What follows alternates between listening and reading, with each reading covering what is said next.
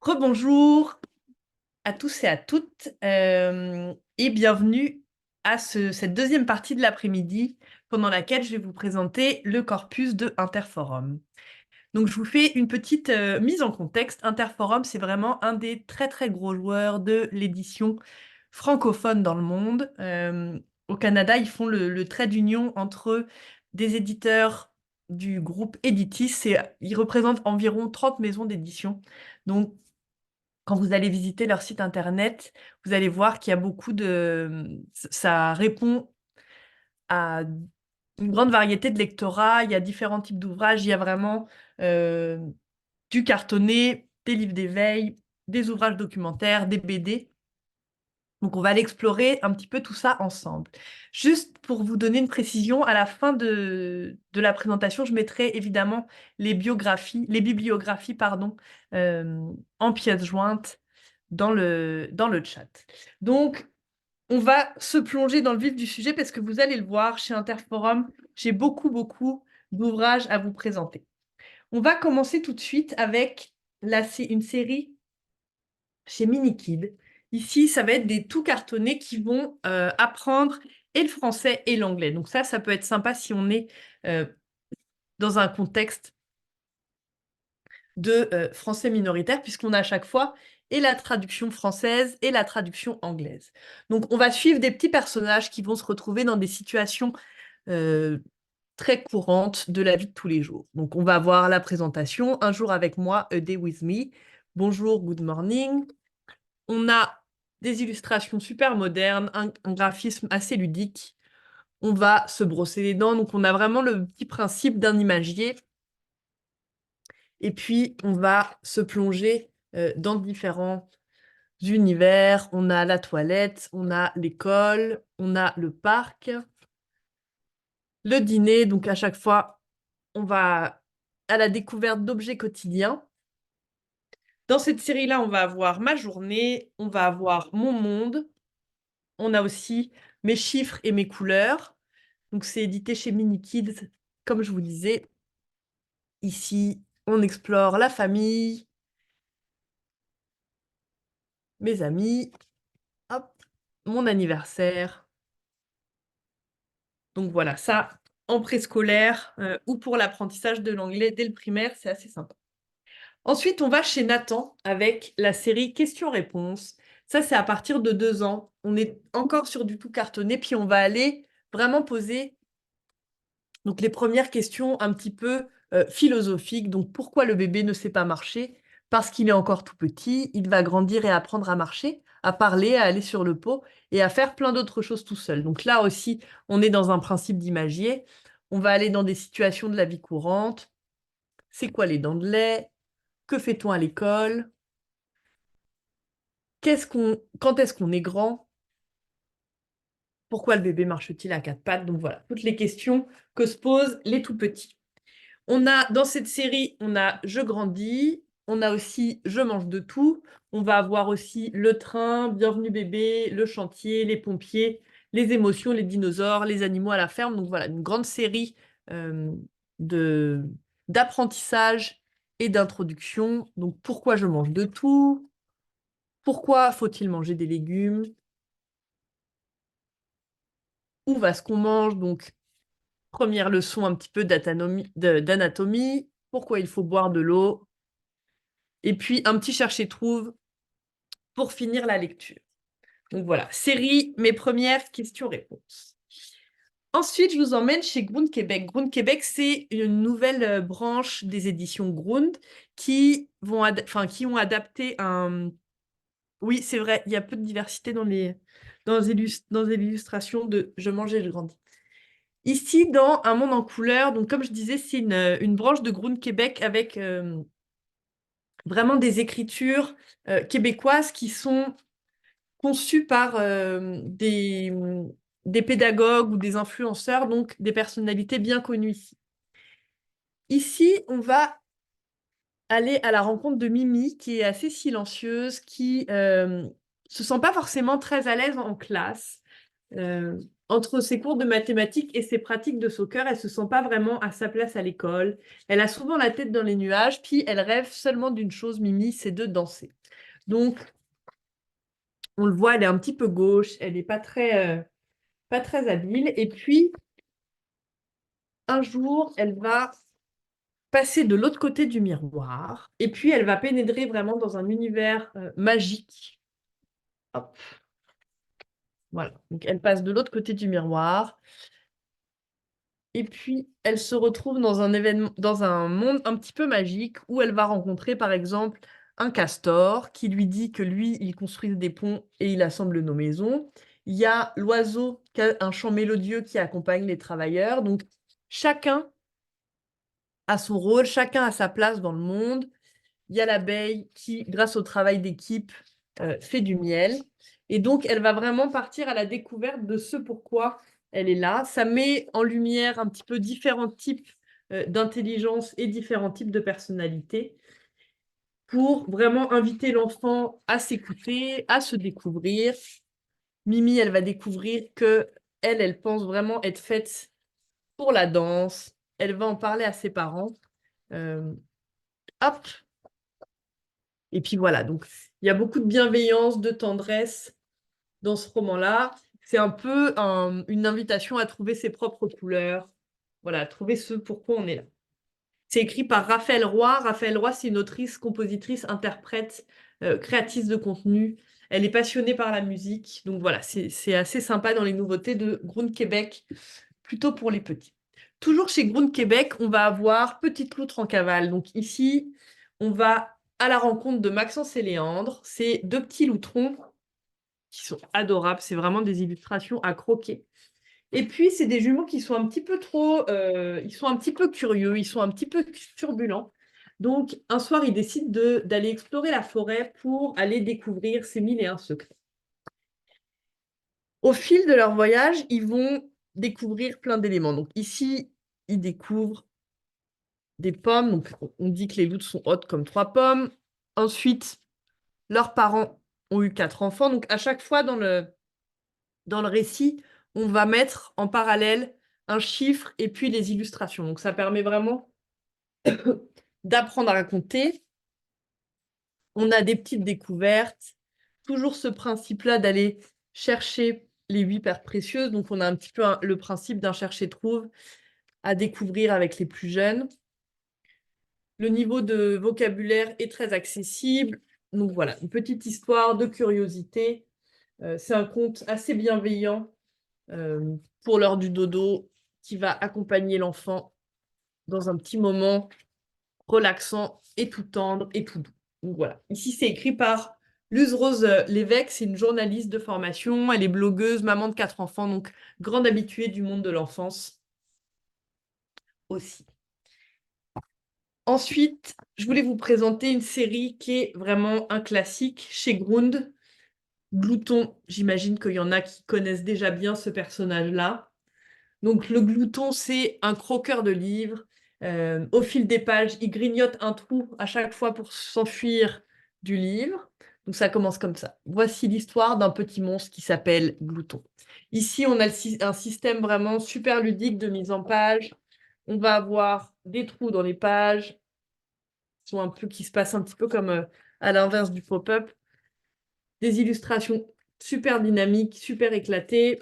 On a un personnage principal qui sème la pagaille dans les histoires qu'il traverse. Donc, il va aller faire des trous chez Boucle d'Or et les 3 ours. Voilà, comme vous le voyez, là, on va découvrir à chaque fois des éléments. Il va aussi aller grignoter l'histoire du petit chaperon rouge, de Jack et le haricot magique, dont ça permet à chaque fois d'aller aborder des histoires et des grands classiques de la littérature jeunesse. Et puis, youpi, Loi d'or a reposé Glouton dans son livre à lui. Hop, on ferme la cage, on pense qu'on est tranquille, mais non, pas possible. Glouton a déjà grignoté la 4e de couverture et il s'est enfui. Donc, on a plusieurs séries. On a aussi Glouton au pays des contes. On retrouve ici notre monstre en cavale chez le vilain petit canard. chez Cendrillon. Hop. Donc voilà, on a toujours le même principe de livre troué. Et puis, on part à la poursuite de ce monstre-là. Il y a d'autres ouvrages de Glouton qui existent. Donc, c'est vraiment une série. Il y a Glouton avec les chiffres. Enfin, vous pouvez trouver tout ça sur le site de Gront. C'est un personnage souvent que les jeunes élèves adorent. C'est une super série. On peut vraiment avoir des lectures super théâtrales devant eux. Donc, voilà, très, très ludique, très drôle. Et puis, toujours dans les lectures très théâtrales, moi, j'ai eu un énorme coup de cœur pour Le livre qui ne voulait pas être lu, édité chez Robert Laffont.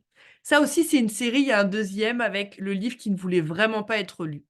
Donc ici, comme vous le voyez, on est tout de suite dans un univers un petit peu du vieux grimoire, de la vieille illustration. Euh, donc un style visuel très, très original. Et puis, en introduction, on nous dit Le livre qui ne voulait pas eu.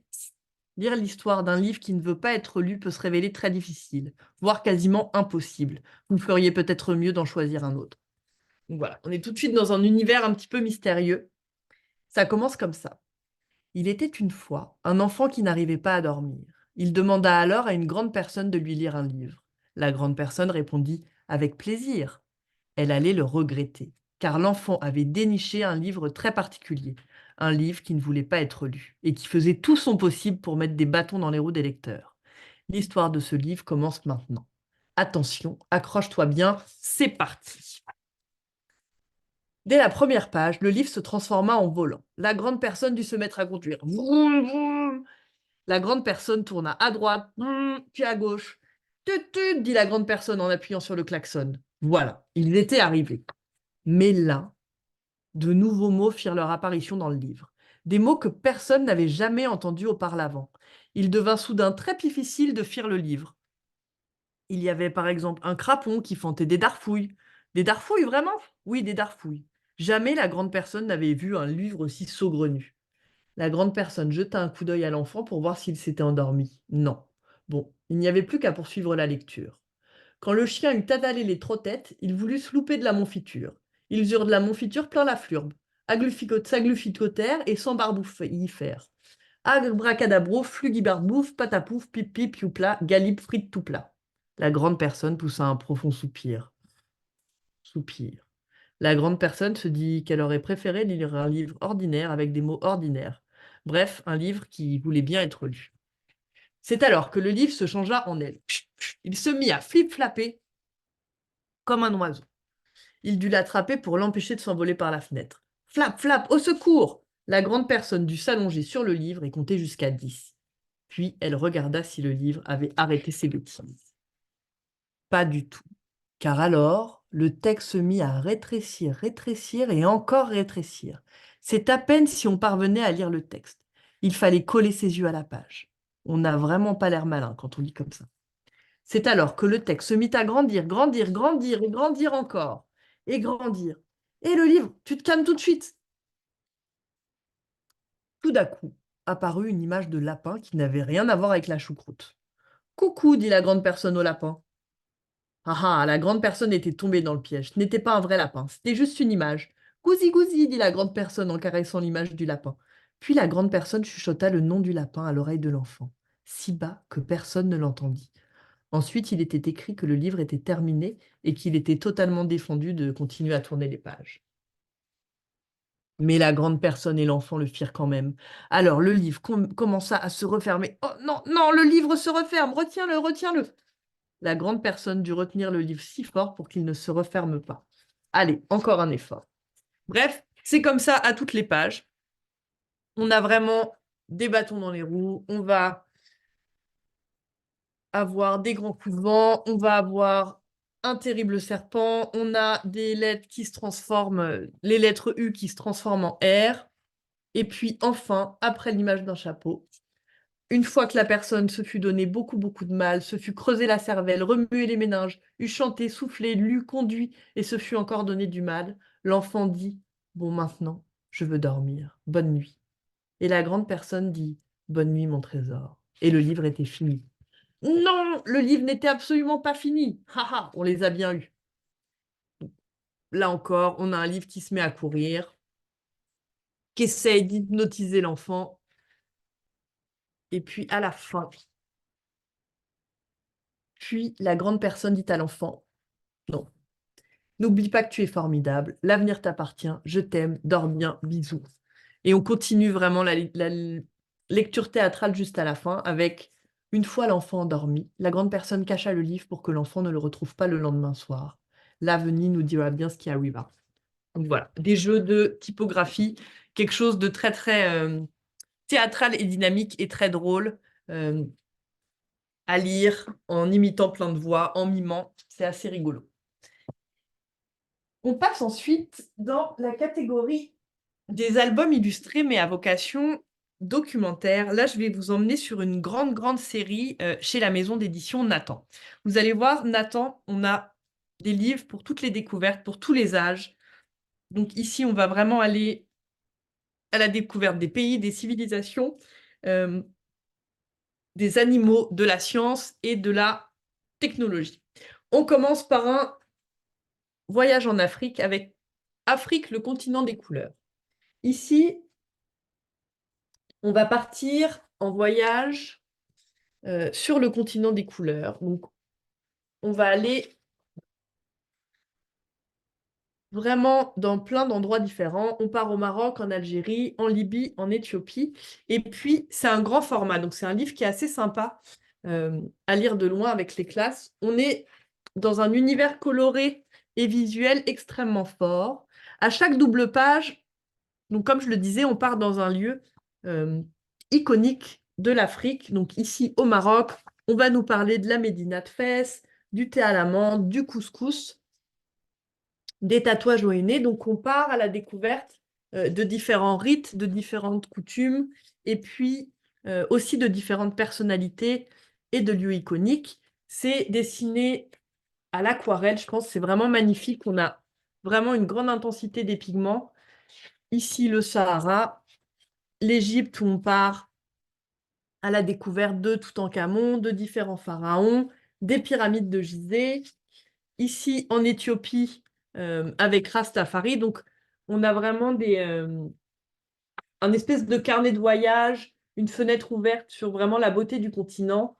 Et puis, on, on a vraiment une volonté de faire découvrir l'histoire aussi, certains scientifiques avec Marie Diquet, l'athlétisme. Donc voilà. C'est une série d'albums qui s'appelle les albums Mosquito. Donc je vais vous en présenter plusieurs. Vous allez voir qu'on part vraiment à chaque fois dans des univers très différents. Voilà, ici l'apartheid et Nelson Mandela, le Zimbabwe. Donc vraiment des superbes illustrations. Et puis vraiment des paysages époustouflants, des peuples et des modes de vie assez variés. Euh, Puis voilà, des rencontres avec des personnages historiques inspirants. On a le même principe, donc toujours album Mosquito chez Nathan, avec Au pays des rizières. On part en voyage en Thaïlande, au Cambodge, au Vietnam, au Laos et au Myanmar. Au Myanmar, pardon. On a un style d'illustration enfin très différent, qui s'approche plus euh, un petit peu des gravures. Donc voilà, ici on parle de la péninsule indo-chinoise, des origines. On va à la découverte de lieux sacrés, des Bouddhas géants, des éléphants, de la jungle, de Bangkok, voilà, avec les architectures futuristes. Donc là, on s'en prend vraiment plein les yeux avec cette série d'albums Mosquito. C'est vraiment une invitation à la découverte. Et puis, c'est une bonne façon d'aborder différentes cultures quand on est dans des classes multiculturelles. Donc voilà, la nature foisonnante, l'ancienne Birmanie et les temples. C'est vraiment des albums qui sont très très beaux, très colorés. Ensuite, on va avoir la biodiversité, l'évolution de l'espèce illustrée. Ici, on va se poser la question de pourquoi, par exemple, les oiseaux se déplacent en volant ou en sautillant, pourquoi les baleines ont toujours nagé, à quoi servent les ailes de manchot. Et puis, on regroupe toutes les catégories d'animaux avec voilà, leur défense, leurs dents, les becs, les animaux à plumes, l'écaille. À la fin, on a un petit peu plus de contenu scientifique avec la classification de Linné, qui va nous apprendre comment on classe les espèces. Et puis, on va voir vraiment comment les animaux ont fait évoluer leurs capacités au fil de l'évolution. Là, ici, encore, on a des planches hyper colorées. On va à la découverte d'espèces méconnues, comme par exemple la crevette menthe, les diopsides. On a un type de vocabulaire adapté à un lectorat un peu plus âgé, parce qu'on va parler, par exemple, d'amphibiens, euh, de, euh, de mutations ADN, voilà, par exemple.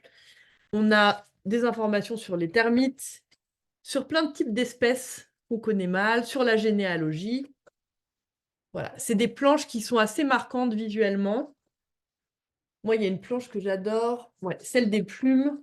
Voilà. On apprend aussi, par exemple, que les écailles, c'était des anciennes plumes, enfin, qu'il y a vraiment une évolution entre les différents types d'espèces. Voilà. Les organes vestiges, pourquoi il y a certaines espèces qui, en descendant des dinosaures ou d'espèces préhistoriques, ils ont gardé certaines particularités des nageoires. Toujours album Mosquito, les samouraïs. Donc là, on part à la découverte des guerriers du Japon qui sont nés au Moyen Âge. On va vraiment découvrir leur longue histoire, les dynasties qui l'ont jalonné, quels étaient leurs ennemis, quels ont été leurs grands combats. Voilà, les différents types d'armes, d'armures dont ils se servaient. Le Japon et l'Asie du Moyen Âge. Quelles étaient leurs traditions, quels ont été leurs grands leaders. Donc là, pour les passionnés de samouraï, c'est vraiment un ouvrage hyper complet. On va en apprendre plus sur leurs techniques de combat, sur les guerriers illustres, etc. Là encore, on a vraiment des illustrations magnifiques qui nous emmènent au cœur du sujet. Donc voilà, on se plonge vraiment dans des histoires vraies, avec des faits très étonnants euh, de tous les temps. On va même parler de la modernité des samouraïs. Donc voilà, ça c'est super intéressant comme type d'ouvrage documentaire. Ensuite, toujours chez Nathan, on va avoir Bio-inspiré, le monde du vivant nous donne des idées. Donc ça, c'est vraiment, on va en apprendre plus sur le génie de la nature. Donc on va en apprendre plus sur les fous de bassin, les diatomées, l'anépande, donc des espèces qui sont un petit peu méconnues. Et puis, on va voir comment la science nous aide dans nos découvertes. À chaque double page, on a du texte assez léger avec des grandes illustrations. Donc, on va apprendre comment explorer grâce aux sous-marins. On nous dit, par exemple, aujourd'hui, grâce aux avancées de la science, on dispose d'outils de plus en plus performants pour observer la nature. Les connaissances évoluent elles aussi et permettent non seulement de mieux comprendre la nature, mais aussi de l'imiter plus facilement. Sans l'invention des sous-marins capables de supporter les pressions des grandes profondeurs, on n'aurait jamais découvert puis étudié les fumeurs noirs. Ce sont des jets d'eau brûlante chargés de poussière qui jaillissent comme une sorte d'éruption volcanique au plus profond des océans. Autour des fumeurs noirs, les scientifiques ont découvert l'existence d'êtres vivants inconnus jusqu'alors, comme des crabes blancs, des poulpes mauves, de très longs vers entourés d'un tube calcaire. C'est une plongée à bord d'un de ces sous-marins qui a inspiré le réalisateur d'Avatar, James Cameron, pour peupler la planète imaginaire de son film. Donc voilà, on fait des liens entre le monde de la science et le règne animal. On y apprend comment on découvre de nouvelles espèces, comment la nature nous inspire dans l'architecture, dans l'art ou la médecine, par exemple avec la peau du requin pour différentes textures. On apprend comment les sociétés animales peuvent nous aider dans la construction des nôtres. Voilà, comme avec les constructions des termites, par exemple. Donc, là, ici, encore, on a un petit peu des illustrations assez spectaculaires, ponctuées de textes très, très denses, mais assez pointus, qui nous permettent de partir à l'observation du monde de la faune et de la flore, et puis d'avoir une réflexion sur comment ça peut inspirer nos sociétés à nous. Voilà, vu inspirer le monde du vivant. Ensuite, on part à la découverte des animaux. Donc, on a une série chez Nathan de 2 livres avec les émotions des animaux et les super pouvoirs des animaux. Les super pouvoirs des animaux, il est raconté par Maud Fontenoy, qui est une grande athlète et une femme très inspirante qui a œuvré beaucoup pour le monde marin. Au sommaire, on va à la rencontre de la méduse immortelle, des éponges incassables.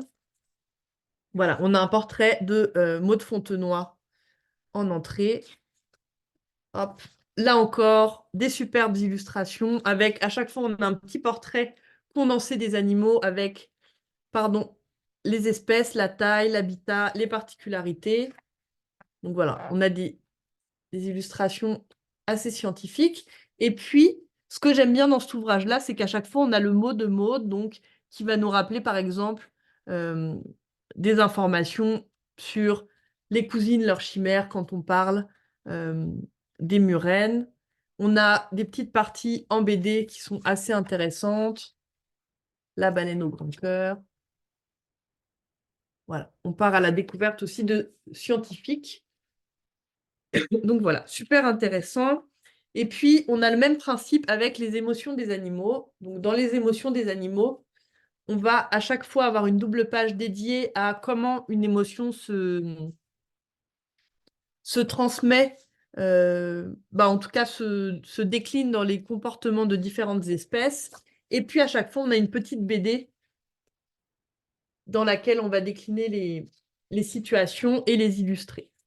Donc ça, c'est super intéressant pour nos scientifiques et nos biologistes en herbe.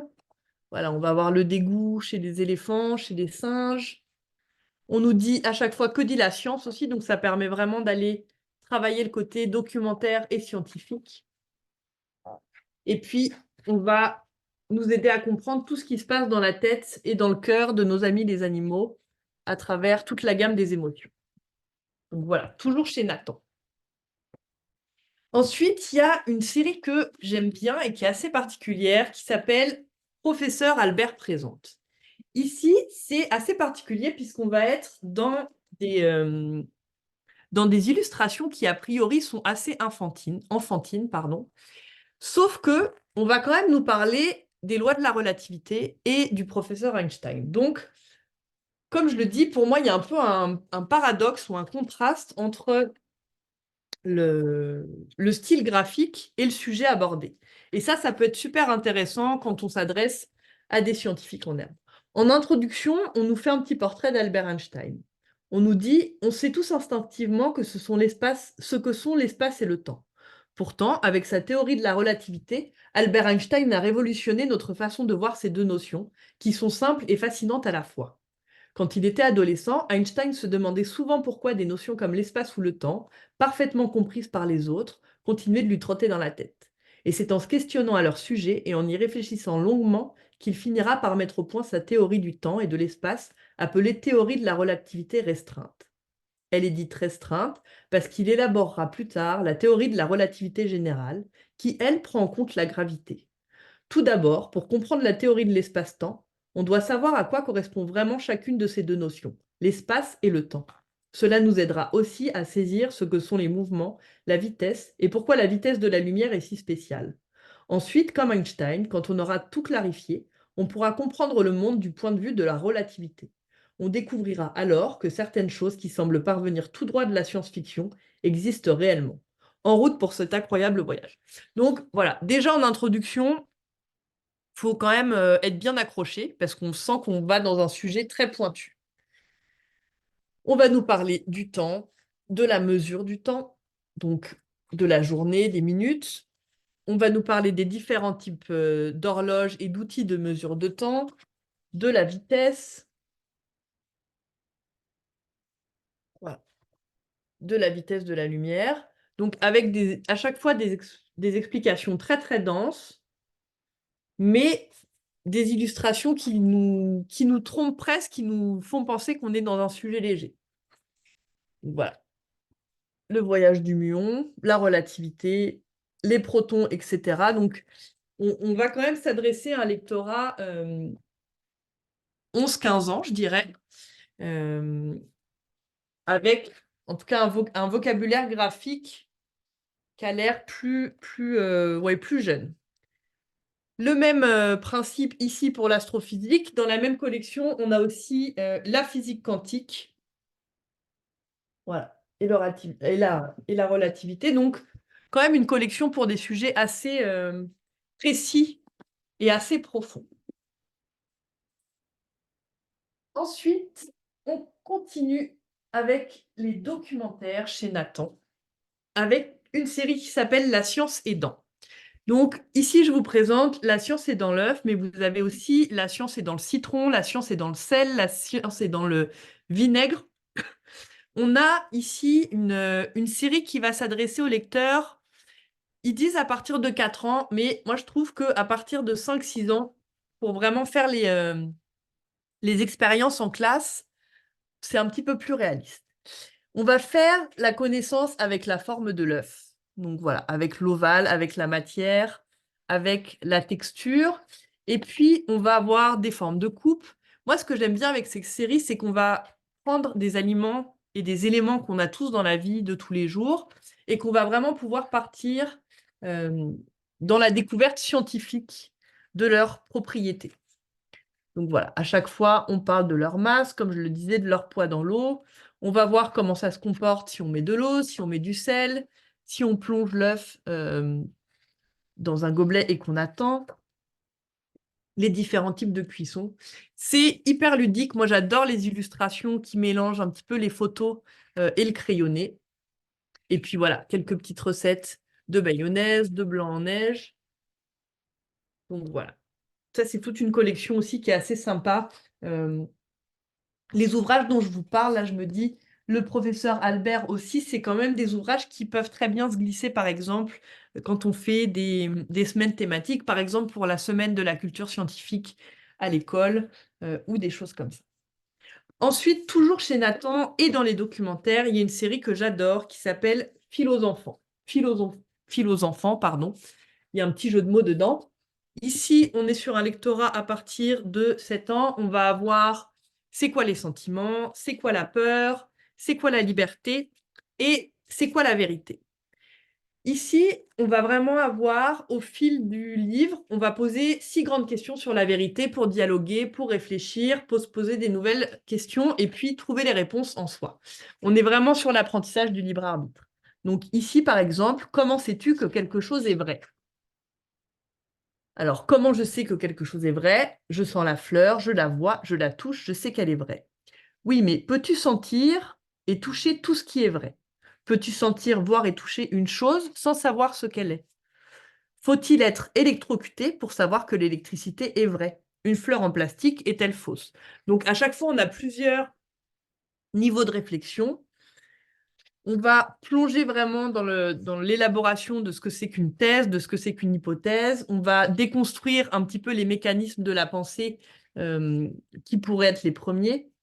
Puis voilà, parler de preuves, parler de vérification, parler c'est ça, de science et de philosophie en même temps. Là aussi, moi, je trouve que les illustrations, elles nous mènent vraiment à chaque fois en tout cas, à pousser le questionnement. Et puis, ça accompagne le lecteur de façon assez ludique, assez tendre. On va parler du mensonge, de la politesse. euh, la vérité est-elle la même pour tous? Donc, on va parler des croyances, de spiritualité, de traitement de l'information, de fake news, etc., etc. Là, c'est quoi la liberté? Est-ce que ma liberté s'arrête là où celle des autres commence? Donc, est-ce que les autres nous empêchent d'être libres? Est-ce qu'on a besoin de grandir pour devenir libre? Est-ce qu'on est complètement un jour libre, complètement libre un jour? Pareil pour les sentiments. Donc, on met vraiment le pied à l'étrier des plus jeunes de tout ce qui est questionnement philosophique. Et puis, un petit peu pour les plus grands, toujours dans des questions un petit peu d'éthique et de morale. Là, on va s'adresser à un lectorat plus adolescent. On a cette série-là que j'adore aussi, qui est C'est pas moi, c'est mon cerveau et c'est pas moi, c'est mon téléphone. Ici, on est sur des ouvrages qui sont écrits, C'est pas moi, c'est mon cerveau. Ça a été écrit par des professeurs de psychologie et de neurosciences de l'enfant et de l'adolescent. Donc, il y a vraiment un point de vue de la recherche qui est super intéressant. On est dans vraiment un ouvrage de décryptage, de prévention d'un petit peu tous les mécanismes qu'ont le cerveau des adolescents par rapport à la honte, à l'addiction, à la découverte du corps, des sentiments. Et puis, on va vraiment aller dédramatiser le propos avec des quiz, avec des tests pour définir sa personnalité. On a par exemple une timeline de comment notre corps et comment notre cerveau se comporte à la puberté. On va avoir à chaque fois des petites analyses en laboratoire qui nous permettent d'aller se rapprocher d'un point de vue scientifique. On a des petites pages qui ressemblent plus à du roman graphique ou à des BD, donc super dynamiques. Et puis voilà, les petits quiz. Quel dormeur es-tu? Es-tu un ou une stressée de la vie? Moi, ce que j'aime bien dans ces ouvrages-là, c'est qu'on a vraiment, on va prendre un pas de recul par rapport à qu'est-ce qui est en train de se passer. Et puis, on va essayer, comme je le disais, de dédramatiser. Puis, on a aussi des tests à faire avec ses parents. Donc, ça permet de recréer du lien entre les différentes générations. Par exemple, ici, on a un petit test sur des fakes et des fake news avec des images qui sont tirées de journaux ou de sources. On va vraiment avoir un travail sur identifier la source et puis voir pourquoi est-ce qu'on croit que c'est vrai, pourquoi on croit que c'est pas vrai. On va un petit peu poser des pièges. Voilà. Ici, on a l'exemple avec le gars aux fake news. L'homme a-t-il vraiment marché sur la Lune? Un Fox, pas possible, le drapeau américain ne devrait pas flotter car il n'y a pas de vent sur la Lune. La vraie info, c'est qu'en réalité, la NASA savait que le drapeau ne pourrait pas flotter. Alors, pour avoir des belles images du drapeau de la Lune, on a rajouté des tiges de fer dans le drapeau pour qu'il puisse être déployé. Un Fox, pas possible qu'on ait été sur la Lune car on devrait voir les étoiles dans le ciel lunaire. Mais la vraie info, c'est qu'en réalité, la Lune n'a pas d'atmosphère, donc rien pour la protéger des puissants rayons du Soleil qui masquent la lumière des étoiles. Donc à chaque fois, voilà, on va décrypter un petit peu euh, les mécanismes que peuvent avoir les détracteurs de l'information. Et puis, on a des pages de prévention avec des chiffres par rapport à l'alcool, par rapport au cannabis, par rapport à la consommation de différentes substances. On a déconstruire les mythes et les réalités de l'alcool, ça passe. Le tabac et le cannabis, c'est pas si grave. On a l'impression, mais peut-être pourquoi il vaut mieux être conscient de leurs effets très jeunes. Et puis, on a le même principe avec C'est pas moi, c'est mon téléphone, qui va vraiment venir outiller les adolescents par rapport à la dépendance aux écrans, par rapport à, à l'orthographe, à comment on parle sur son téléphone, au bien vivre ensemble, à comment ça peut avoir un effet sur les différents niveaux d'attention, euh, les maux de crâne et compagnie. Là aussi, c'est écrit par euh, une autrice et une journaliste qui est spécialiste en éducation aux médias. Donc, on a un petit peu des quiz pour repérer son degré de dépendance à cette machine fantastique qui est le smartphone. Voilà. Ensuite, je voulais vous faire découvrir une autre maison d'édition qui est représentée par Interforum. Je m'excuse, je vais vite parce que vous allez le voir, mais à Interforum, il y a un corpus très très riche. Donc j'aimerais bien qu'on arrive à passer à travers tout. Mais si jamais vous avez besoin d'une pause, qu'on s'arrête sur un ouvrage, vous m'interpellez, vous levez la main dans le chat, n'hésitez pas. Mais il y a beaucoup de contenu. Donc Usborne, je ne sais pas si vous connaissez déjà cette maison d'édition. On les reconnaît facilement grâce à leur petit logo en montgolfière. Usborne, c'est vraiment des spécialistes du documentaire, notamment du documentaire scientifique. Ils ont des livres qui s'adaptent absolument à toutes les tranches d'âge. Donc, on a du cartonné en 0 à 3 ans, on a des livres d'éveil, et puis on a des livres jusqu'aux 12, 14 ans et plus. On va vraiment se mettre à chaque fois à hauteur d'enfant pour aller comprendre des phénomènes scientifiques ou sociaux. Donc, on va avoir une collection que j'adore qui s'appelle Mes premières questions. Ici, on va s'adresser aux lecteurs de 4 ans et plus pour commencer. Et puis, on va se poser des questions sur l'utilité de la peur. Donc, pourquoi j'ai peur? On a à chaque fois des petits rabats. Donc, on est dans un traitement très, très ludique de l'information. On va découvrir que comment avoir moins peur, par exemple? N'hésite pas à parler de tes peurs à une personne de confiance. Certaines peurs ne disparaîtront pas, mais cette personne peut te rassurer et t'aider à les accepter. Donc, on a vraiment Le fait de passer par le toucher pour les maternelles, les préscolaires et même les primaires, ça permet d'avoir une interactivité avec le livre. On a un niveau de lecture qui est assez facile, même si on a des informations quand même assez pointues, même si on s'adresse à des très jeunes. Voilà. Pourquoi j'ai peur d'être seule? Pourquoi j'ai encore peur la nuit? Comment avoir du courage? Voilà, à chaque fois, on va découvrir les réponses. On va avoir des espèces de petites recettes pour s'aider soi-même et aider les autres. Donc ça, c'est pas mal. Dans la même série, on a pourquoi il fait noir la nuit. Donc pourquoi il fait noir la nuit? À cause de la lumière du soleil qui n'éclaire plus notre partie de la Terre.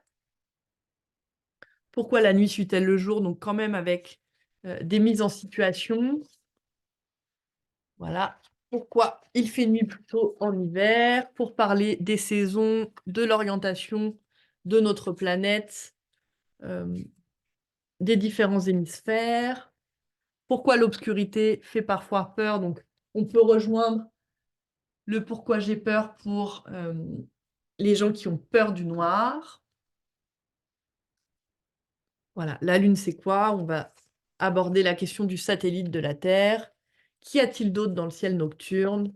Et puis, on finit par un le sais-tu avec des faits insolites. La Lune et le Soleil se querellent. Ils ne s'entendent pas sur la façon de gouverner le ciel ensemble. Ils le firent à tour du rôle. Et c'est ainsi que le jour et la nuit sont nés.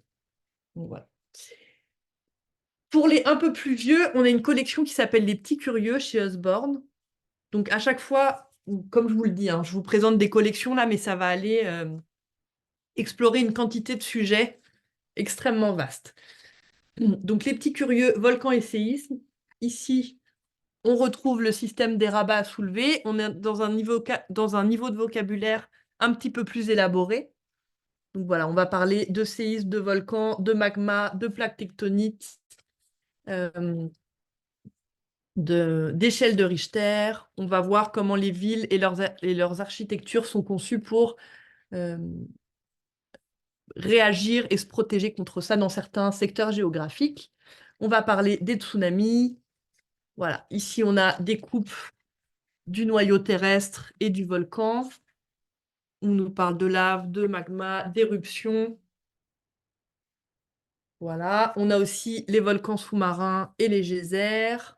Et puis on finit toujours sur un le savais-tu avec des informations sur les différentes éruptions célèbres au cours de l'histoire. Voilà, donc ça c'est super, c'est des super ouvrages pour favoriser la vulgarisation scientifique. Pour les plus grands, j'ai sélectionné une série qui s'appelle Pour les débutants. Donc on va avoir l'écologie pour les débutants, les scientifiques pour les débutants. Ici, on s'adresse à un lectorat, je dirais, 9 ans et plus. Au sommaire, on a qu'est-ce que l'écologie, les grandes questions, que font les écologues. On va avoir les bases, donc on va parler des écosystèmes, on va parler de biodiversité, on va parler de pourquoi l'écologie, avec le réchauffement climatique, ça devient assez important. Et puis, on va vraiment aller décrypter le fait que sur Terre, toutes les formes de vie sont connectées. On a des schémas très bien faits, très dynamiques. Voilà, on va parler de que font les écologues. Donc, on découvre des professions. Et puis, on a des planches qui nous montrent comment on peut protéger le monde naturel, comment on peut réparer les dommages qu'on a déjà causés, pourquoi on doit respecter le monde du vivant, pourquoi chaque vie est unique. On va parler des mutations, des virus, des bactéries, des espèces. Qu'est-ce que la lutte pour la survie? Moi, il y a une page que j'aime bien parce que toutes les pages sont assez chouettes. Là, je vous montre rapidement qu'il y a des pages très schématiques comme celle-là, et puis d'autres plus légères avec du contenu texte un petit peu moins dense. Moi, la page que j'aime bien dans ce livre-là, particulièrement, voilà, c'est le scénario du pire. Donc ici, on va nous parler en fait, on va attirer notre attention sur qu'est-ce qui est une hypothèse. Donc, on va émettre une hypothèse scientifique et puis on va partir du principe. On va se dire, les écologues s'alarment déjà du déclin des populations d'insectes. Voici ce qui pourrait arriver si les insectes mais aussi tous les invertébrés, animaux sans colonne vertébrale terrestre, venaient à disparaître. On nous met bien en garde, on nous dit que, pour être honnête, il y a peu de risques que tous les invertébrés disparaissent, mais le déclin du nombre d'insectes est inquiétant. Donc on va pousser vraiment cette, euh, cette éventualité-là à la pire hypothèse. Et puis, donc, on va apprendre que le début, c'est que tous les invertébrés disparaissent, donc tous les prédateurs, les gros oiseaux, les serpents meurent. Donc toute la chaîne alimentaire de tous les écosystèmes s'effondre. Sans proie, la famine guette les populations des prédateurs qui déclinent. Donc voilà, tous les invertébrés meurent, il n'y a plus d'aliments pour nous, donc c'est un peu le chaos, il y a un problème de décomposition. Enfin, on, on va aller étudier un petit peu toutes les ramifications euh, c'est ça, d'un problème a priori éloigné, mais qui pourrait se rapprocher de nous. Donc voilà, ça c'était pour les documentaires scientifiques chez Usborne. Je vais boire un petit peu d'eau avant de passer à la prochaine série.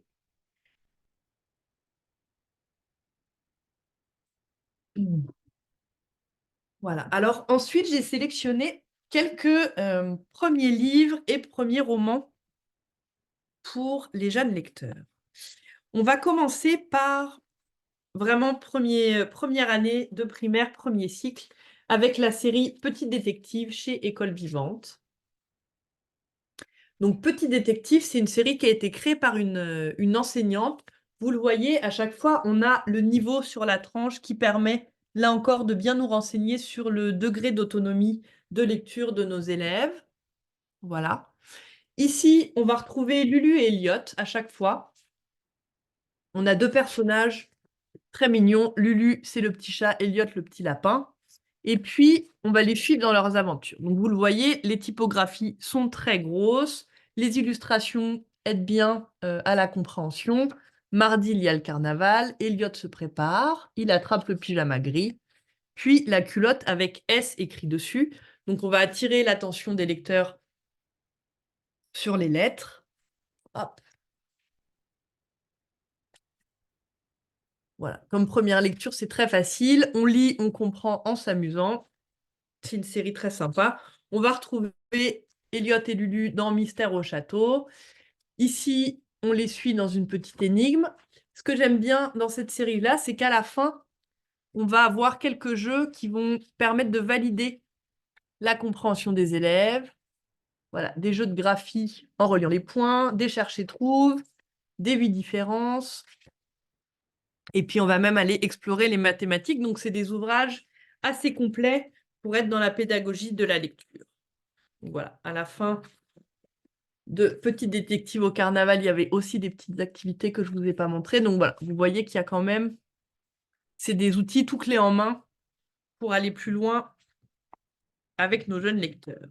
On a aussi la série Splat. La série Splat, je la présente, mais elle est souvent très connue. Là aussi, on a les niveaux qui vont nous aider à voir où on en est dans la collection. Niveau 1, je déchiffre. Niveau 2, je commence à lire. Niveau 3, je lis comme un grand. On va retrouver Splat, qui est un chat un peu maladroit et très drôle. Et puis, à chaque fois, on a des mots récurrents en couleur. On va avoir les liaisons qui sont indiquées. On a les lettres muettes en gris. Donc, c'est vraiment intéressant pour nos textes qui sont, nos enfants, pardon, qui sont en train de déchiffrer. Donc, voilà, toute la collection est vraiment conçue spécialement. Et puis, c'est des histoires drôles et faciles à lire. On va s'attacher au personnage, donc on va vraiment avoir envie de travailler toute la série. Voilà. Ensuite, on a la série Chasseurs de fantômes, là pour les lecteurs un petit peu plus vieux. Là aussi, on est entre le premier roman et le roman graphique. On va suivre Andrés et son ami Léo et son voisin Léo qui vont à la chasse aux fantômes. Il y a plusieurs tomes, donc c'est pareil, on va retrouver une récurrence dans les personnages. On commence les énigmes qui nous font ressentir un petit peu des frissons. C'est assez sympa. Et puis, il y a une autre collection que je voulais vous présenter. Oui, c'est ça, une série de collections. C'est la collection D-School qui est éditée chez Minisoon. Discours, c'est une édition qui est vraiment conçue pour les dyspraxiques, dyslexiques, tous les enfants qui ont du mal à lire, les lecteurs qui sont en situation aussi de français minoritaire, ça peut être vraiment très aidant. On a des romans jeunesse qui sont adaptés. Donc, à chaque fois, on va retrouver les mots difficiles qui sont définis dans un glossaire en bas de page. On a les changements de page à chaque changement de scène pour vraiment rythmer la lecture. On a un texte qui est très aéré, les syllabes des mots longs ou complexes qui sont en couleur. Donc, vraiment plein d'outils visuels qui vont permettre au lecteur en difficulté d'avoir envie, de ne pas être découragé, puis de poursuivre ses objectifs. J'aime bien l'idée qu'on va cocher les chapitres à chaque début de lecture. Donc ici, on est sur la série Nico. Donc on a Nico face à l'ours. Ici, il part en classe de neige et il se retrouve avec sa classe en face d'un trophée d'ours. Alors, j'essaie de trouver l'image, voilà. Le trophée d'ours au-dessus de la cheminée qui est absolument effrayant et qui va nous emmener dans des aventures nocturnes. On a quand même des belles pages illustrées, toujours qui donnent envie au lecteur de continuer. Voilà. On va avoir aussi la série des humanimaux. Alors ça, j'ai adoré. Je ne sais pas si vous connaissez. Euh, le premier tome, c'est l'an-baleine, mais il y a aussi l'an-kangourou, l'enfant. Donc voilà. Ici, on reprend le même système. On a une typographie qui est assez grosse. Hop. Les syllabes en couleur. Voilà. Et puis, on va avoir chaque personnage qui a une couleur différente. Donc, ça permet aussi de s'y retrouver dans le roman. Ça, c'est Les Humanimaux d'Éric Simard. C'est une très, très chouette série. Et puis, dans la collection d'e-school, mon coup de cœur, c'est La rivière à l'envers. Je ne sais pas s'il y en a certaines ou certains d'entre vous qui l'ont lu, mais ça, c'est absolument génial. On est dans un univers assez proche de Tolkien. On s'adresse au lecteur à partir de 11 ans. Et puis, je vais vous lire le prologue parce qu'on campe vraiment bien l'atmosphère de ce livre-là. Je trouve que la plume de Jean-Claude Mourleva, elle est absolument magnifique. Elle nous emmène vraiment au cœur d'une espèce de grande épopée. Le prologue, ça commence comme ça. L'histoire que voici se passe en un temps où on n'avait pas encore inventé le confort moderne. Les jeux télévisés n'existaient pas, ni les voitures avec airbag, ni les magasins à grande surface. On ne connaissait même pas les téléphones portables. Mais il y avait déjà les arcs-en-ciel après la pluie, la confiture d'abricots avec des amandes dedans, les bains de minuit improvisés, enfin toutes ces choses qu'on continue à apprécier de nos jours. Il y avait aussi, hélas, les chagrins d'amour et le rhume des foins contre lesquels on n'a toujours rien trouvé de vraiment efficace. Bref, c'était autrefois. Donc, ici, on suit l'aventure de Tomek, qui est un jeune orphelin de 13 ans. On est dans un pays, on ne sait pas trop où, c'est un pays imaginaire. On a une époque qu'on a du mal à situer. On est vraiment, comme je le disais, on pourrait s'approcher d'un petit peu des grands récits de Tolkien. Et puis Tomek, il tient la petite épicerie de son village. Il a un ami qui est un peu ermite, qui est un vieux monsieur. Et un jour, il y a une jeune fille qui rentre dans son magasin pour lui demander s'il vend de l'eau de la rivière Jar. C'est l'eau de la rivière qui coule à l'envers et c'est une eau qui, a priori, permet d'atteindre l'immortalité. Tomek tombe instantanément amoureux de cette petite fille-là et puis décide un matin de quitter son épicerie pour partir à sa recherche et pour partir à la recherche de cette eau et de cette rivière qui coule à l'envers. On a vraiment un récit initiatique. Notre jeune Tomé qui va rencontrer des personnages assez surprenants. Il va passer à travers une forêt enchantée. Il va rencontrer des marins qui sont des espèces de nains, des bons vivants. Enfin, il y a vraiment une galerie de personnages très surprenante, très attachante. Et puis, il finit par retrouver cette petite fille. Donc, il y a vraiment toute la découverte aussi des sentiments, du sentiment amoureux. Voilà, ça se lit super bien. C'est c'est un roman qui se lit en 2 tomes. Il y a une intégrale qui existe en BD aux éditions Jungle. C'est une maison d'édition dont je vais vous parler juste après. Mais voilà, c'est vraiment super, La rivière à l'envers. Moi, je sais qu'il a eu beaucoup de succès auprès des fins de primaire, début du secondaire. C'est vraiment une belle lecture. Et donc, en version Discool, c'est des lectures facilitées. Donc, c'est pour ça qu'il est assez volumineux. Mais ça permet de donner envie au lecteur un peu plus récalcitrant. Ensuite, on va plonger dans les bandes dessinées. Donc, les bandes dessinées, je vous présente d'abord, pour les plus jeunes, une série chez Nathan BD qui s'appelle Mini-Bulle. Mini-Bulle, ici, on va être dans les toutes premières BD qui se lisent sans texte. Donc, vraiment ici pour les préscolaires et maternelles. Il y a une petite introduction qui permet aux pédagogues et aux enseignants de voir comment la narration sans texte, ça peut vraiment aider l'imaginaire. Et puis, il y a quelques pistes d'exploration. Donc, c'est une série où on va avoir à chaque fois un style graphique très, très particulier. Ici, avec le fil, on va suivre un petit personnage qui n'a pas de genre. C'est un petit personnage animal qui est très timide, très réservé et qui va trouver un fil. Et ce fil-là va vraiment l'emmener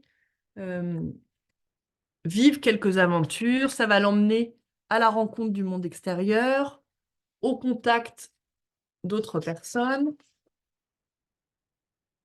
Donc voilà, c'est tout tendre, c'est tout mignon. Et puis, c'est un petit fil magique qui va vraiment permettre à ce personnage-là de sortir de sa coquille et puis de trouver des trésors dans le contact avec les autres. Donc, ça permet de parler de timidité, d'un petit peu un monde fantastique et onirique. Voilà pour le fil. On retrouve un petit peu donc le même principe de narration sans texte avec Petiote. Ici, on a à chaque fois un élément rouge qui nous emmène dans des décors différents. On va suivre une balle, la petite fille part à la découverte du monde.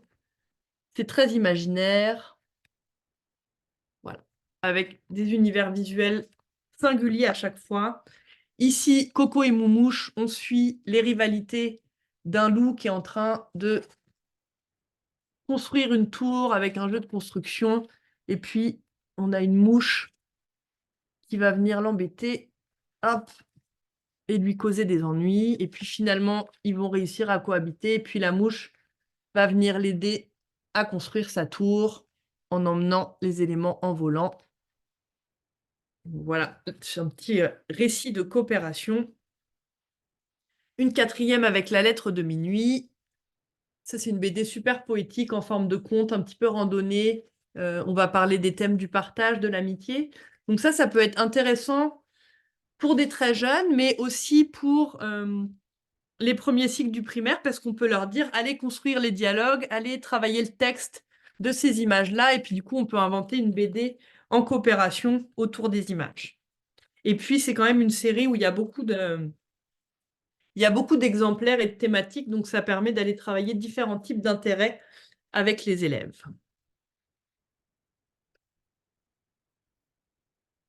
Voilà. On poursuit dans les BD avec les Dingos Docu. Alors ça, c'est une série qui est absolument super. Je dirais que ça se lit bien à partir de 7-8 ans. Ici, c'est une série, donc dans cette série-là, il y a les pirates, il y a les Égyptiens et les dinosaures. À chaque fois, ici, on va retrouver le professeur Dudico, qui est c'est un professeur très très français, hein. Le professeur Dudico, il a tous les archétypes du professeur un peu imbu de lui-même qui sort de la Sorbonne. Et puis, il se balade à Paris avec son manuscrit qui vient de finir, dans lequel il a compilé toutes ses notes sur un sujet. Mais à chaque fois, il a un imprévu désastreux qui fait qu'il perd son manuscrit alors qu'il se range chez son éditeur. Mais on a le charmant personnage Archibald qui arrive, puis Archibald se met en tête de l'aider. Il va lui expliquer tout ce qu'il sait sur ce sujet-là. Ce que j'aime bien raconter comme anecdote avec ces BD, c'est qu'elles sont écrites par Laurent Audouin, Et Laurent Audouin, il a dessiné certaines pages de la main droite, donc celle-là. Et puis, il en a dessiné d'autres de la main gauche. Vous voyez un petit peu la différence de style entre les deux. Donc, moi, je trouve que même de la main gauche, il dessine super bien, mais ça permet d'avoir un petit truc rigolo à raconter à ses élèves, puis de leur dire, essayez de dessiner de la main gauche une BD pour voir ce que ça donne, ou d'inventer des personnages un peu monstrueux. C'est toujours plus facile quand on a un trait un petit peu maladroit. Ce que j'aime bien avec les Dingo Docu, c'est qu'on va vraiment avoir une façon super rigolote de raconter des choses, avec un trait un trait super illustré, mais on va partir à la rencontre de grands personnages, on va découvrir un petit peu les habitudes de vie des pirates. Donc voilà, ici leur pavillon, les tortures qu'ils infligeaient à leurs ennemis, donc ils leur coupaient les oreilles, on leur cousait la bouche. Ici, on va rencontrer des pirates célèbres, mais aussi des femmes pirates célèbres. Et ça, c'est assez chouette qu'on mette aussi des personnages féminins au cœur de l'histoire, notamment dans des métiers qu'on pense typiquement masculins, parce qu'on tout de suite, les pirates, on n'imagine pas forcément une femme à bord. Donc, on va à la rencontre de Barbe Noire, de Anne Bonny, de Jack Sparrow. Et puis, on voit comment ils se faisaient la guerre. Il y a des traits de coupe des navires qui sont assez sympas à regarder. Hop, voilà, il y a tout un passage sur la cuisine en mer. Voilà, on voit ce qu'ils apportaient à part du rhum et du vin. Donc voilà, plein d'éléments historiques sur les us et les coutumes des pirates dans la série des Dingo Docu. Donc voilà. Ça, c'est toujours chez Nathan. Je continue avec Nathan et un petit peu des formats de BD documentaire avec la collection des cartes à collectionner. Ici, on va s'adresser aux un peu plus vieux.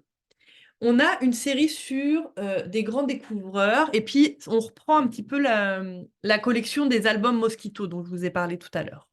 Donc ici, on va avoir Jules César dans les cartes à collectionner, Darwin, on a aussi Ulysse et Marco Polo. Donc on a des formats assez originaux, comme vous le voyez, on peut déplier. Et quand on déplie ce format-là, on va vraiment suivre, je ne sais pas si vous voyez bien là, voilà, mais on va vraiment suivre l'itinéraire de ces grands découvreurs. Donc on part à l'aventure sur les routes de l'histoire. On a le système un petit peu d'un livre panorama. Et puis, au recto, on va en apprendre plus sur les grandes découvertes, euh, l'influence de ces grands découvreurs sur nos civilisations modernes. On va avoir une partie, le savais-tu? On va avoir vraiment les faits marquants de, voilà, les constructions marquantes, notamment de Jules César. À chaque fois, on nous donne des indications qu'on peut retrouver sur la carte avec des chiffres. Je vais vous montrer en gros plan. Donc voilà, ça c'est super intéressant à mettre sur une tablette quand on va aborder l'histoire et la géographie ou l'histoire de la politique. C'est des petits fascicules qui sont super sympas. Donc ça c'est pour César. Ici, Darwin. On part à l'aventure avec Charles Darwin. On va le suivre lui aussi dans ses découvertes. On embarque à bord du voilier HMS Beagles. Et puis, voilà, le même principe avec le recto et ses voyages scientifiques. On va aller approfondir nos connaissances. Voilà, pour les cartes à collectionner.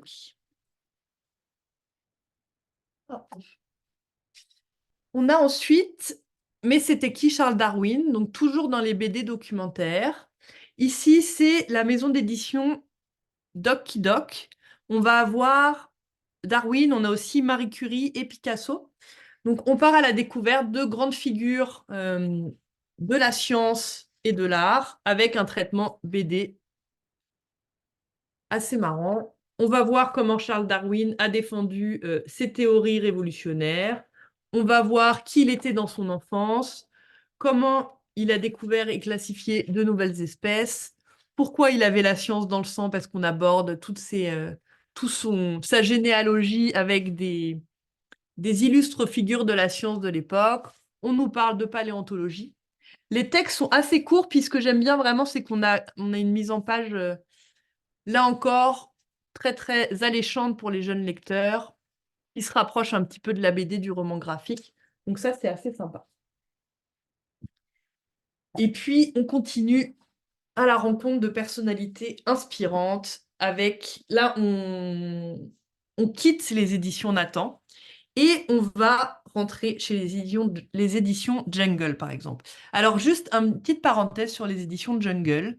Les éditions Jungle, pour que vous sachiez, c'est vraiment la maison d'édition la plus prolifique en termes de BD et romans graphiques jeunesse francophone. C'est les plus gros exportateurs de BD francophones. euh, en dehors de tout ce qu'on appelle la BD patrimoniale, donc les Astérix et les Obélix, les Lucky Luke, tout ce qui existe, enfin les séries qui existent depuis plus de 30 ans. Et moi, c'est une maison d'édition que j'affectionne particulièrement parce qu'il y a vraiment une recherche au niveau des univers.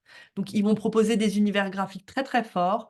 On a du contenu documentaire, on a des thématiques high-low, on a des choses qui se rapprochent un petit peu du manga, mais c'est impossible chez Jungle que vous ne trouviez pas quelque chose qui rejoint vos élèves parce on va aborder absolument toutes les thématiques. L'environnement, le sport, les sentiments, euh, puis aussi donc vraiment le contenu plus scientifique.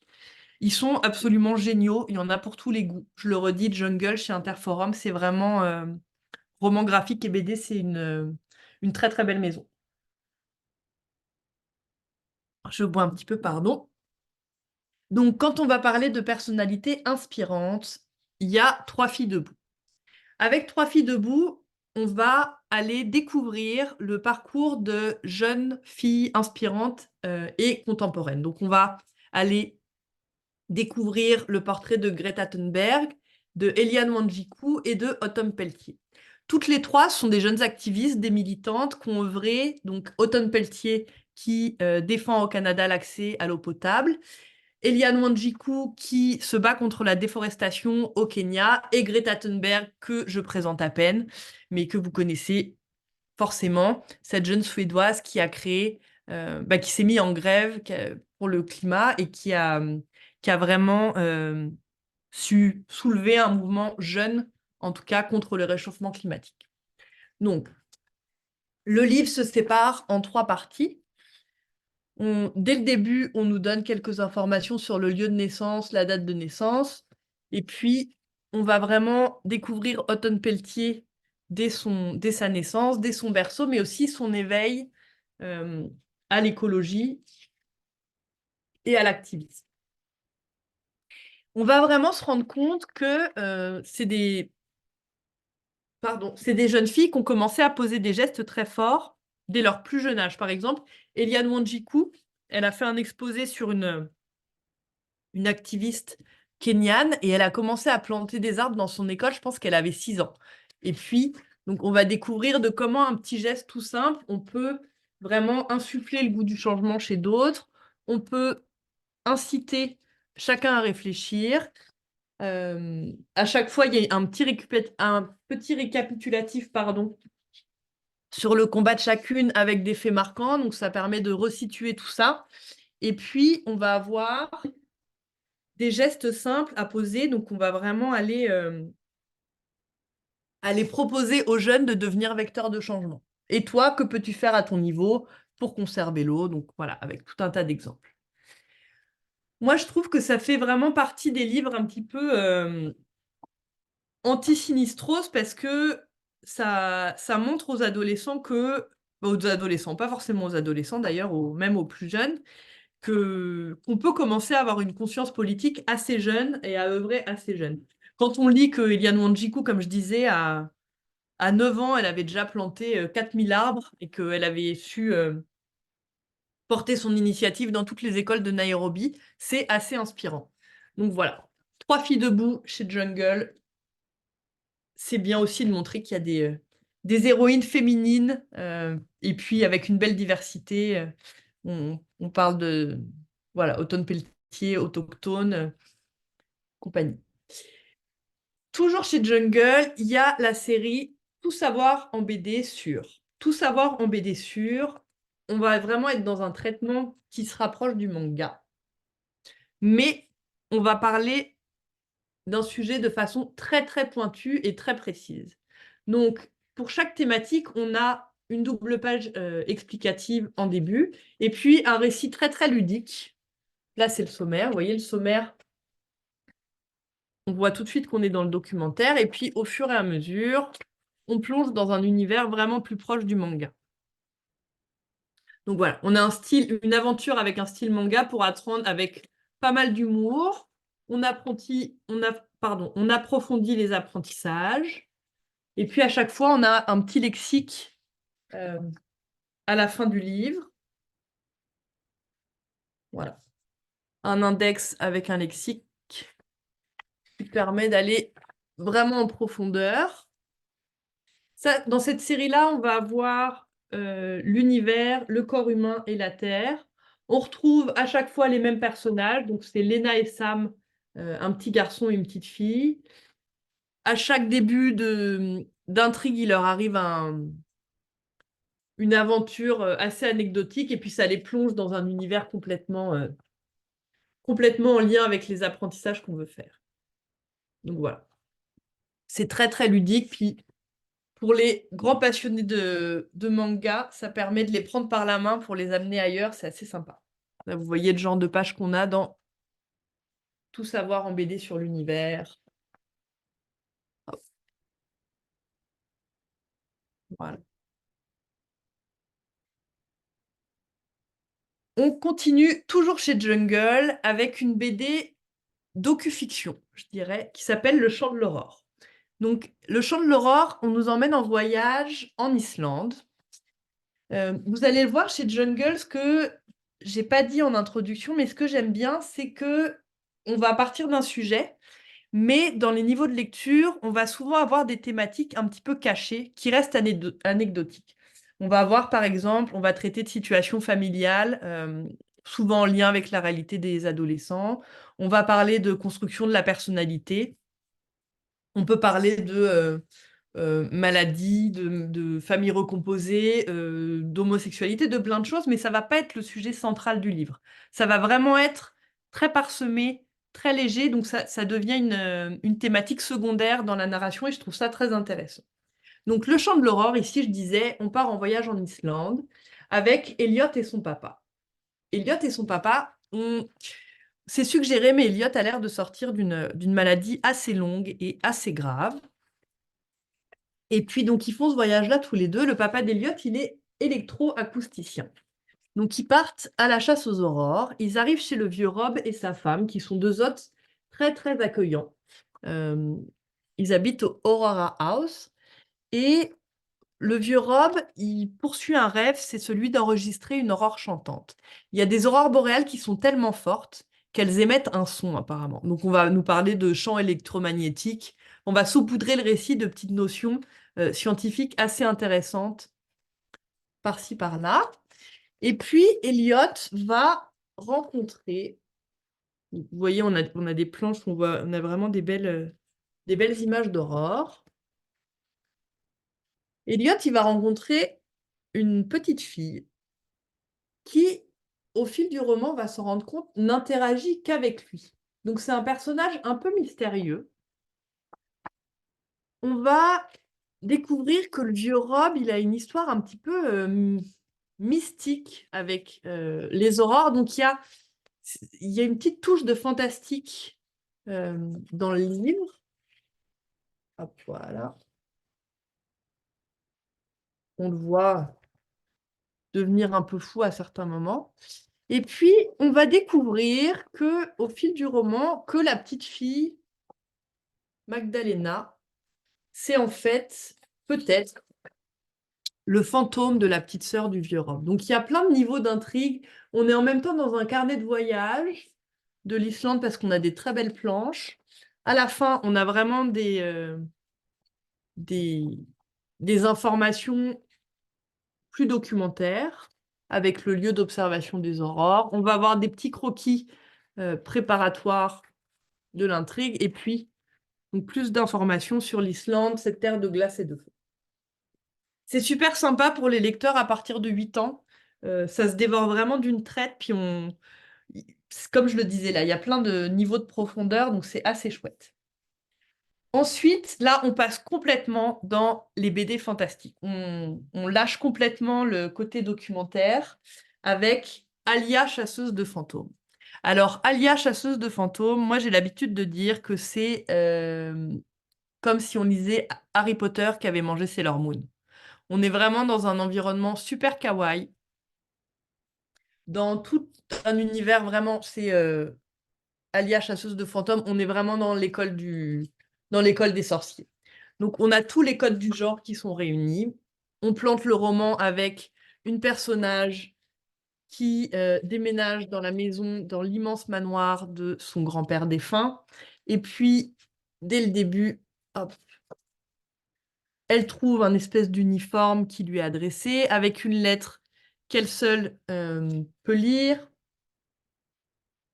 Et puis, voilà, une espèce de souris lumineuse magique qui l'emmène de l'autre côté d'un miroir. Là, elle est transportée dans un monde complètement fantastique où on va lui apprendre à chasser les fantômes. Donc, l'école de magie, c'est l'école Floralie. Donc là, vous le voyez, on a vraiment, comme je le disais, tous les clichés du genre. On a même les costumes qui ressemblent presque dans la coupe des sorciers de Harry Potter, je ne sais plus, l'équipe des filles, je ne sais plus comment elle s'appelle. Voilà, on a des très très belles illustrations dans un style un petit peu aquarellé. Et puis donc, des histoires d'amitié, des histoires de filles un petit peu sournoises, des pouvoirs qui sont décuplés quand on agit euh, avec de la solidarité. Voilà, on est vraiment, vraiment dans quelque chose de très, très kawaii, très japonisant. On a, voilà, des espèces de chimères qui font peur. Il y a plusieurs tomes à Alia, chasseuse de fantômes. Il y a un deuxième tome. Et puis, ça fait partie de la collection Chimère chez Jungle. La collection Chimère chez Jungle, ça va vraiment reprendre un petit peu tout cet univers très onirique, très fantastique, où on va prendre le lecteur par la main euh, pour l'emmener découvrir des mondes complètement imaginaires. Toujours chez Jungle encore, on va avoir la série de l'Encyclopédie des peurs. Donc ici, on est dans un style un petit peu différent. On va aller rencontrer l'univers de Clara Baldamore. C'est une petite fille qui va à la rencontre de sa grand-mère. Sa grand-mère, c'est une femme assez désagréable, assez revêche, qui a travaillé toute sa vie pour écrire l'Encyclopédie des peurs. Mais le récit commence sur un incident malencontreux. Au moment de l'arrivée de sa petite fille, son chien dévore tout l'ouvrage de sa vie. Donc elle se retrouve extrêmement fâchée, extrêmement mal prise, et elle va envoyer sa petite fille en expédition pour aller récolter des larmes de peur pour construire un petit peu une arme ultime à toutes les peurs.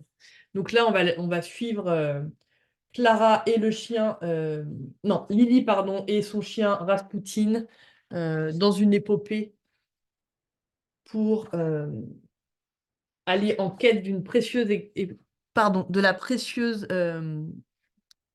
du remède à la peur du noir.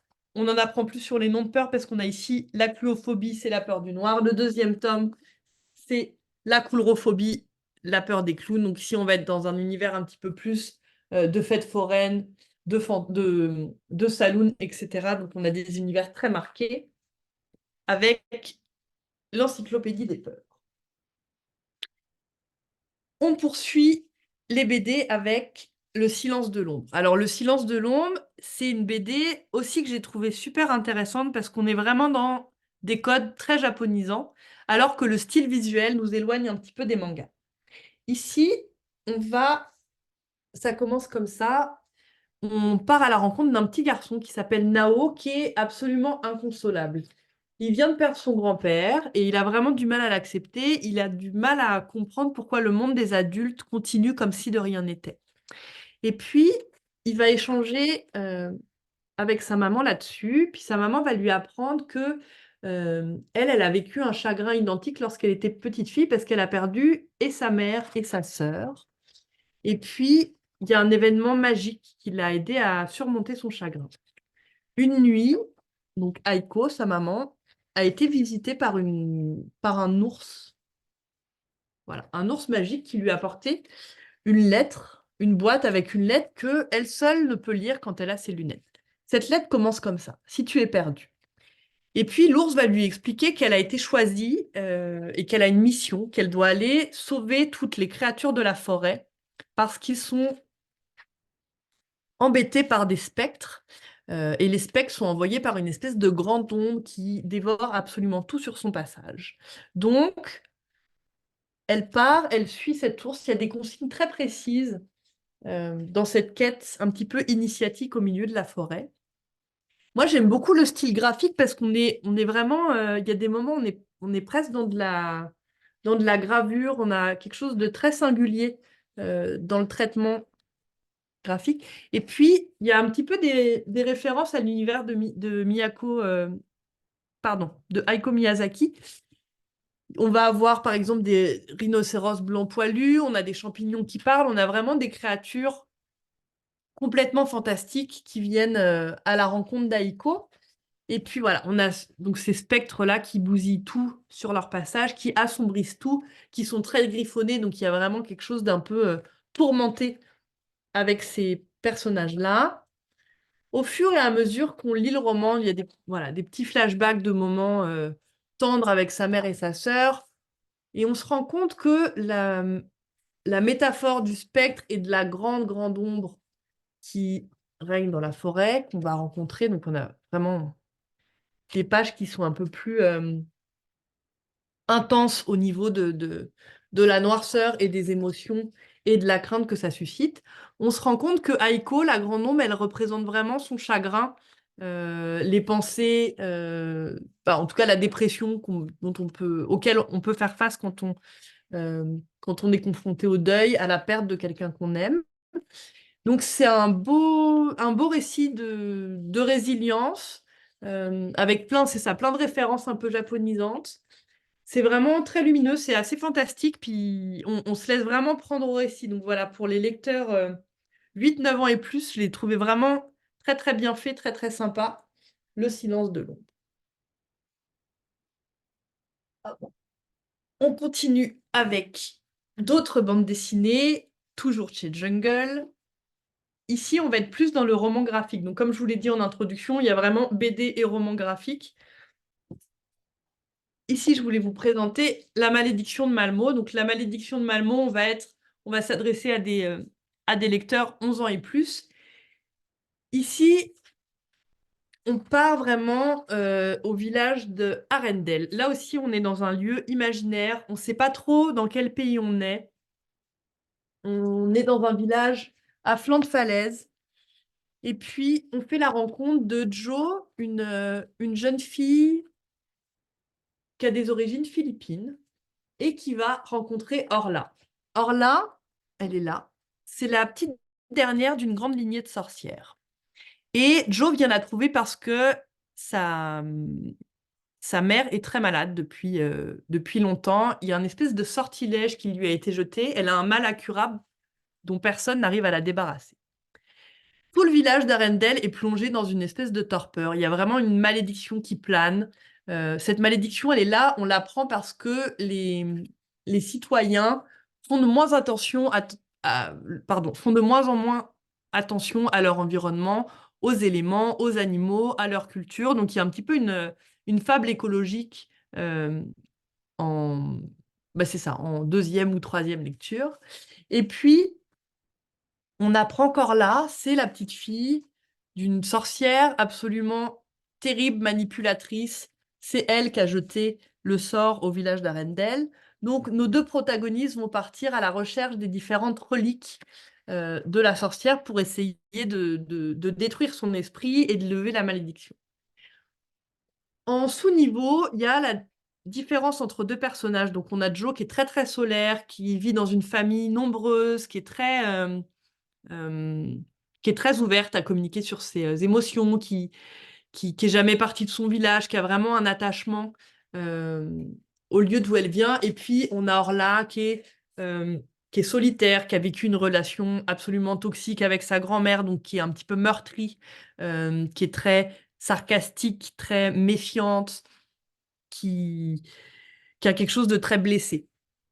Donc voilà, ces deux personnages qui se rencontrent, elles arrivent à vaincre cette affreuse sorcière. Et puis, à la fin du roman, vraiment, vraiment, à la fin, on a cette histoire d'amitié qui devient une histoire d'amour. Donc, on voit la naissance des sentiments entre les deux personnages, mais comme je le disais, c'est pas quelque chose qui va venir teinter le roman puisque ça arrive vraiment dans les dernières pages. Et puis, on nous laisse suggérer qu'il y aura une suite euh, à ce récit-là. Donc voilà, ça peut être super intéressant à mettre dans la bibliothèque. La malédiction de Mamie. On poursuit avec Les Ambassadeurs, La Révélation. Là aussi, c'est le premier tome d'une série. Ici, on est en France, on va être dans un petit village, quelque part en Bretagne, mais je le dis, ça reste complètement anecdotique. Des fois, je me méfie un peu des BD ou en tout cas des récits qui prennent, dont l'action se déroule en France, parce que ça peut être teinté de références. Ici, vraiment pas. Ça reste pas gênant, ni sur le contexte scolaire, ni dans les lieux qui sont parcourus par les personnages. Donc ici, on va à la rencontre de 5 adolescents. Malika, Valentine, Hugo, Tom et Alex. Et ils sont bouleversés un matin parce qu'il y a une terrible tempête qui s'abat sur leur village. Suite à cette tempête-là, j'essaie de vous montrer des planches. On est vraiment dans un univers graphique, là aussi très joli, entre le numérique et le crayonné. Et donc, après cette tempête-là, qui est assez violente, hop, voilà, je vous montre la page de la tempête, il va se passer une nuit de pleine lune. Et suite à cette nuit de pleine lune, tous les protagonistes se réveillent dans le corps d'un animal. Donc, ils sont transformés un petit peu en animutants, en humanimaux, je ne sais pas trop, un des deux. Donc, ils ont très peur, ils se sentent vraiment mal pris, et puis ils finissent par se retrouver tous. Donc, il y a, dans les thématiques abordées chez les personnages, on a une jeune qui est immigrante, qui est très très seule. On a un personnage qui est à la recherche de son identité sexuelle. On a un adolescent, on a deux jumeaux qui vivent avec un papa au chômage, alcoolique. Et puis le dernier personnage, lui, il vit dans une famille recomposée qui déteste. Donc voilà, il y a plein de thématiques adolescentes, comme je disais, qui sont un petit peu saupoudrées. Et puis, donc, on se rend compte que ces adolescents-là, ils ont été choisis par la nature, en fait, pour venir porter un message aux adultes de leur village. Donc, ils sont investis de pouvoirs magiques et ils finissent par rentrer au conseil d'administration pour alerter l'opinion publique sur le fait qu'il faut vraiment faire attention à l'écologie, au monde du vivant. Et eux, ils vivent ça vraiment dans leur chair puisqu'ils sont transformés euh, comme des animaux. À la fin du roman, on voit qu'il y a une autre tempête qui éclate à l'autre bout du monde, probablement dans un pays d'Asie. Et il y a d'autres, hop là, pardon, il y a d'autres adolescents qui se transforment en animutants. Donc voilà, ça nous laisse présager aussi d'une suite pour les ambassadeurs. Ici, ça parle vraiment de désobéissance civile, de militantisme. C'est vraiment assez bien fait. Et c'est pareil, ça se lit très très bien. Je pense que vous l'avez vu, mais les bulles sont très courtes. Le niveau de vocabulaire est assez accessible. Donc c'est vraiment sympa à lire. Et puis, je vous ai sélectionné deux BD de thématiques Ailo. On a ici Rature indélébile. Alors, Rature indélébile, ouais, hein. Moi, âme sensible, prenez une boîte de Kleenex aussi. Moi, je dirais que ce livre-là, faudrait le mettre entre les mains de tous les jeunes, mais de tous les adultes aussi. Parce qu'il y a vraiment il y a vraiment c'est pas moralisateur, mais il y a vraiment une attention qui est portée aux signaux qu'on ne voit pas parfois quand on est parent et qu'on est débordé ou quand on est enseignant et qu'on a l'impression qu'on a juste affaire à un ou une adolescente qui est en échec scolaire parce qu'il s'en fiche. Et ça nous alerte vraiment sur tout type de signaux. Donc comme ça, on a l'impression que c'est violet, que c'est gai, c'est léger. Pas du tout. C'est un roman qui traite d'intimidation sur les réseaux sociaux. C'est vraiment d'une grande violence et dans le texte et dans les images. Ici, on va suivre Juliette et Mathilde, qui sont deux élèves très proches, deux amis, qui rentrent en classe, puis qui se retrouvent un petit peu isolés de leur groupe d'amis. Et puis, toutes les deux, elles n'ont pas du tout la même façon d'aborder leur adolescence. Juliette, elle va être plutôt renfermée, enfin pas forcément renfermée, mais c'est une adolescente qui veut bien faire, qui réussit au niveau de sa scolarité. Par contre, qui est peut-être un peu moins mature que d'autres élèves sur l'éveil aux sentiments, qui se sent pas très bien dans sa peau. Donc voilà, qui va être plutôt naïve par rapport à d'autres élèves de son âge. Et puis, son amie Mathilde, elle a vraiment des envies de popularité. Elle a un crush sur un garçon populaire. Donc, tout d'un coup, elle devient complètement différente. Leur chemin se sépare un petit peu. Et pire que ça, un jour, dans les vestiaires du gymnase, je vous trouve l'image, ce sera pas long. Voilà, les filles se dénudent, mais Juliette, elle est très pudique. Et puis, comme je l'ai dit, elle n'est pas forcément à l'aise avec son corps. Elle va être prise en photo à son insu. Voilà. Elle est prise en photo à son insu et sa photo d'elle va se retrouver sur tous les réseaux sociaux de l'école. Donc là, on suit vraiment sa descente aux enfers. On suit vraiment le nombre de notifications qu'elle reçoit. On parle vraiment du cyberharcèlement et de toute la violence que ça peut générer. Donc on parle d'insomnie, on parle de malaise physique, on parle du fait qu'elle cache ça à tout le monde, qu'elle est confrontée extrêmement seule par rapport aux commentaires haineux qui sont absolument incessants. On a des planches qui sont presque physiques. Euh, voilà. Et puis, c'est une adolescente qui... Voilà, on a des planches comme ça qui reflètent bien un petit peu la descente aux enfers qu'elle vit. Et puis, elle a une maman qui est présente, mais pas trop, qui est très occupée par son travail, qui voit absolument pas ce que vit sa fille.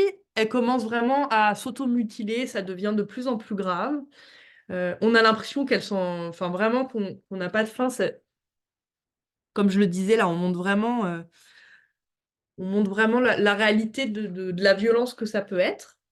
Et puis, finalement, sa maman se rend compte qu'elle s'automutile, donc elle va faire un signalement au collège.